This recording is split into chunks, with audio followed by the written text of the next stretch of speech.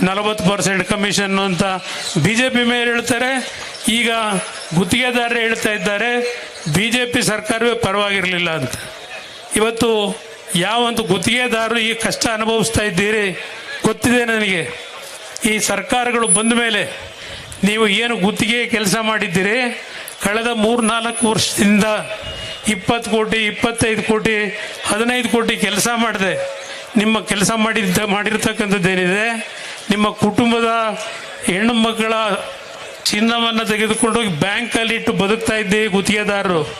ನನ್ನ ಕಾಲದಲ್ಲಿ ಆ ಪರಿಸ್ಥಿತಿ ಇಟ್ಟಿರಲಿಲ್ಲ. ನಾವು ಜನತಾದಳ ಮೈತ್ರಿ ಪಕ್ಷದಲ್ಲಿ ಕೆಲಸ ಮಾಡಬೇಕಾದ್ರೂ ಪ್ರತಿ ತಿಂಗಳು ಕೊನೆಯ ದಿನ 30-31ನೇ ತಾರೀಕು ಗುತ್ತಿಗೆದಾರರಿಗೆ LOCಯನ್ನು ಅಧಿಕಾರಿಗಳಿಗೆ ಜವಾಬ್ದಾರಿ ಕೊಟ್ಟಿದ್ದು.